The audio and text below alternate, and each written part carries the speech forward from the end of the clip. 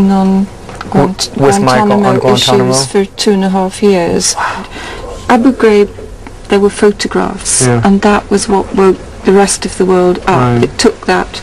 In Guantanamo... Did you read this whole thing? Yes. Can I ask you, I mean, what was your feeling about it in reading it? They, I know them all. They're truthful, decent, principled, interesting young men who've been to hell and back. They've experienced a world that we can not even imagine, and despite coming back traumatized, they sat down for 2 months and tried to set down for the rest of the world what their experience had been, which is horrifying.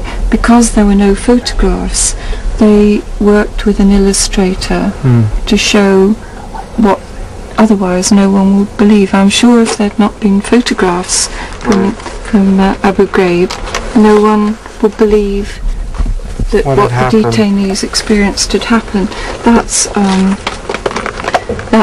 forcible shaving of hair and beard for non-cooperation in interrogation in Guantanamo. That's if you were reluctant to cooperate with your interrogators. It's the necessity for the world to see, isn't it? I think so, yeah. To believe. That's short shackling, where the detainees... They can't move. Trapped like that, hour after hour after hour, with the air conditioning turned up to freezing as a preliminary to interrogation, and sometimes day after day for a week at a time. That's medical treatment. That's detainees told they were to have an injection. When they asked what it was, they were not told. They objected and forcibly detained and pinned down. Grotesque practices.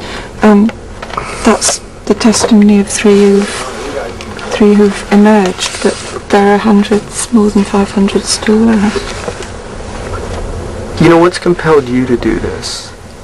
Well, it's our privilege, wouldn't you say, to have been in a position as lawyers where we think we are a tool that can do something. The whole of the law has been skewed. All of our rights, so-called, in England and America have been distorted to make sure that these young men can't win. Yeah. The whole of the context in which the detainees are fighting for their rights is one in which they're never meant to win, and therefore it isn't really a legal issue at all. It's a political issue. But if lawyers can in any way make use of the law that exists to try to achieve a balance, then that's their job to do it. If you had one thing you wanted to say to the Muslim world, the Arab world, what would that be right now?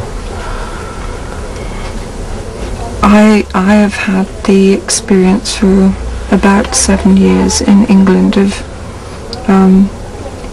representing and coming to know well people and their families who are Muslims and who are devout Muslims and who have been branded as Islamic fundamentalists, as if that was an appropriate term of abuse, which it indeed is offensive. And I've come to know people as tolerant, intelligent, funny, perceptive, broad-minded, and that has been a life experience that I value above any other.